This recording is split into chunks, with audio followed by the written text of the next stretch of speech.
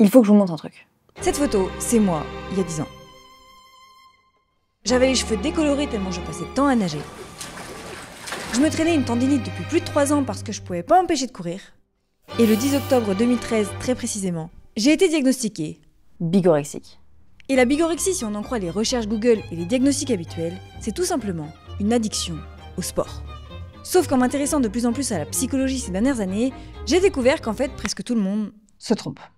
Certes, il s'agit bien d'une obsession pour l'activité physique, mais ici dans un but bien précis. faire grossir ses muscles. Du coup, découvrir ça m'a donné envie de mener l'enquête parce que j'ai besoin de comprendre plusieurs choses. 1. Comment peut-on devenir accro à ses propres muscles ? 2. Est-ce que c'est la même pathologie que ce qu'on m'a diagnostiqué ou est-ce que c'est complètement autre chose ? Et 3. Est-ce que c'est vraiment quelque chose de nocif ? Et il semblerait qu'il n'y a qu'un seul moyen de savoir tout ça.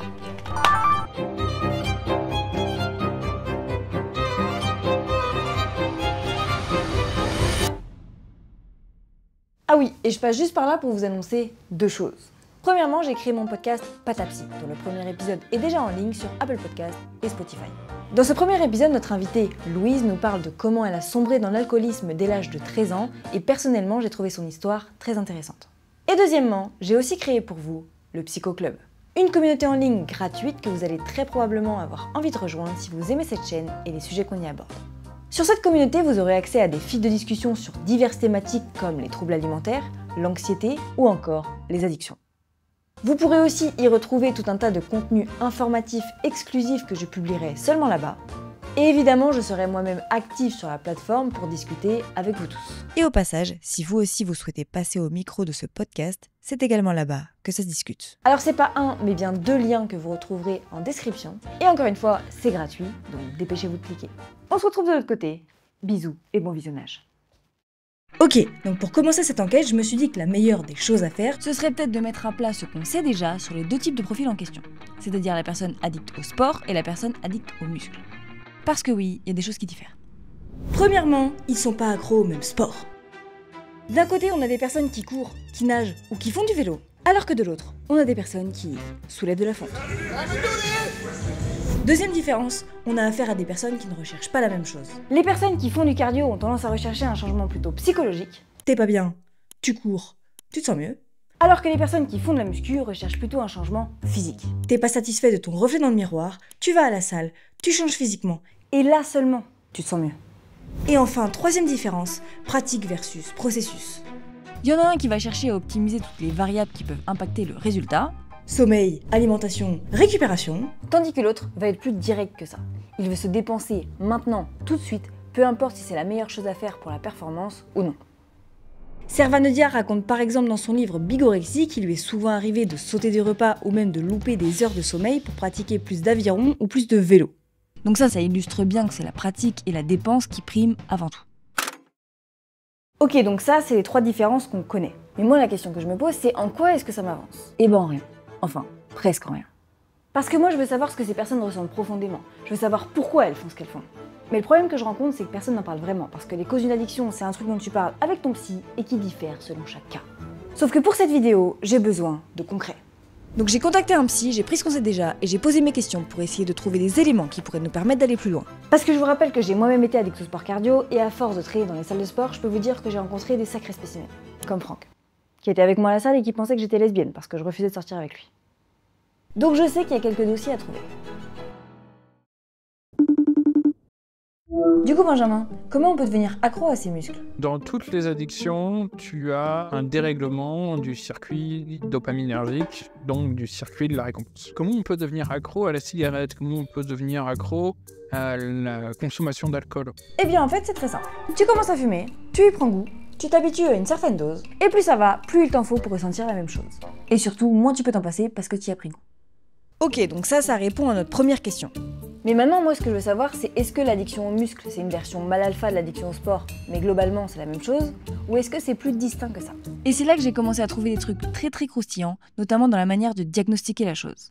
Pour pouvoir diagnostiquer un problème qui est la pratique excessive de l'activité physique, il faut d'abord avoir écarté les troubles de comportement alimentaire. Parce qu'en gros, il y en a un qui est purement une addiction, alors que l'autre est une rencontre entre addiction, dysmorphophobie et troubles alimentaires. Parce que tu te trouves trop mince, donc tu contrôles ton alimentation pour maximiser ta prise de poids. ce qu'on pourrait qualifier comme l'inverse de l'anorexie. Et si on creuse un peu plus profondément, on trouve un terme qui a été spécifiquement créé pour qualifier cette addiction aux gros muscles, le complexe d'Adonis. Malheureusement, c'est à ce moment-là que les choses ont commencé à se gâter, parce que c'est un sujet assez spécifique. Alors, c'est pas un sujet que je maîtrise.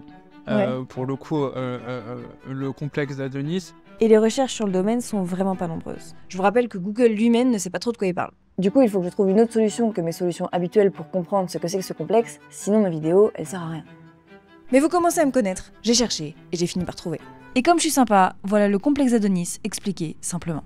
Le complexe d'Adonis est donc une construction théorique rendue célèbre par Harrison Pope qui a développé cette théorie en s'appuyant sur son expérience de psychiatre. Selon lui, ce complexe se développe généralement en réaction à des blessures narcissiques précoces, souvent liées à un manque d'amour, de reconnaissance ou de validation pendant l'enfance. Face à ces carences affectives, l'individu va chercher à compenser en construisant une image idéalisée de lui-même, basée sur son apparence physique et son pouvoir de séduction.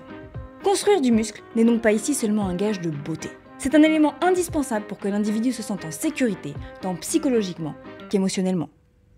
Un autre truc hyper intéressant que j'ai trouvé, c'est que ce complexe a connu une augmentation assez forte avec l'émancipation des femmes. En gros, il y a certains hommes qui pensent que leur physique est le dernier rempart pour affirmer leur virilité, et du coup, ils développent ce complexe. Du coup, oui, c'est bien un truc de mâle alpha, mais blessé narcissiquement. Et je sais, décrit comme ça, on a l'impression que c'est un peu un truc de charreau, mais en vrai, c'est plus profond que ça. De ce que j'ai compris, il y a une vraie tentative honnête de maîtriser l'amour et l'admiration des autres, parce que ces personnes-là, elles pensent vraiment qu'elles ne méritent pas d'être aimées si elles ne sont pas parfaites. Et dans leur tête, la perfection passe par les muscles. C'est sûrement ce qu'on leur a montré quand elles étaient plus jeunes, et c'est comme ça qu'elles se sont construites. Donc en fait, elles ne sont pas vraiment accros à leurs muscles ou à leur reflet dans le miroir comme qu'on pourrait croire, mais plutôt à l'amour dont elles semblent avoir manqué cruellement. Du coup là c'est cool, on avance bien dans nos questions. On sait comment on peut devenir accro à nos muscles et on connaît la différence entre addiction au sport et addiction aux muscles. Mais pour terminer cette enquête comme il se doit, il nous reste une chose à faire. Comprendre si cette addiction aux gros muscles peut être nocive. Parce que si vous suivez cette chaîne, vous savez que j'aime bien trouver dans des trucs lambda des potentiels dangers. Et des fois à l'excès, j'assume. Bref, selon les psys, la réponse est oui, c'est nocif. T'as le premier aspect, c'est que tu perds le contrôle. Donc tu vas par exemple aller t'entraîner alors que t'es blessé. Les symptômes de sevrage qui vont apparaître dès qu'on s'arrête un petit peu. Et aussi arriver dans une forme d'orthorexie alimentaire, qui est un trouble du comportement alimentaire, et de se dire il faut que je mange bien tout le temps. En plus de ça, n'oublions pas que la musculation est le sport qui compte le plus de dopage au niveau amateur. Et pour avoir côtoyé des salles de sport, c'est assez fréquent de voir des personnes dopées qui ne sont pas du tout des athlètes professionnels. Maintenant, si on va un peu plus loin et qu'on recherche l'avis d'Harrison Pope sur la question, l'addiction aux muscles est relou pour deux raisons. 1, ça renforce le besoin de validation extérieure. Et 2, ça empêche la construction d'une réelle intimité émotionnelle. Car vous devenez une sorte de puits sans fond et l'amour des autres n'est jamais suffisant. Et rappelons que si t'es pas bien avec toi-même, personne pourra combler ce vide à ta place. Et enfin, le plus important pour la fin, mon avis. Après toutes ces recherches et ce que j'ai pu ressentir personnellement en vivant et en côtoyant ces personnes, pour moi, le problème dépend principalement d'une chose, l'échelle. L'échelle de est-ce qu'il y a vraiment un problème ou est-ce qu'on arrive à faire ça sainement? Est-ce qu'on est conscient du problème? Et surtout, est-ce que ça gâche notre vie ou pas? Parce qu'en fait, on a vu avec cette vidéo que l'addiction au sport et l'addiction aux muscles sont bien deux pathologies à part entière qui peuvent générer diverses problématiques dans la vie d'une personne, comme l'isolement social, les comportements problématiques, les blessures ou encore le dopage.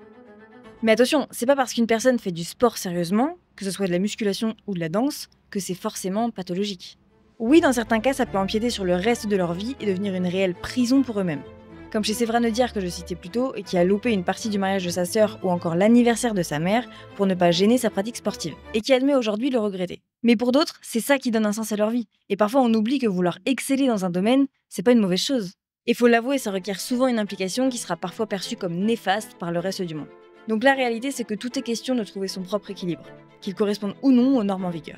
Peut-être que votre équilibre à vous, ce sera de mettre votre activité sportive dans les plus grandes priorités de votre vie. Et c'est ok, si tant est que cela vous convient et que ça n'éradique pas tout le reste de votre vie. Peut-être que vous déciderez que le domaine où vous voulez exceller, c'est le bodybuilding.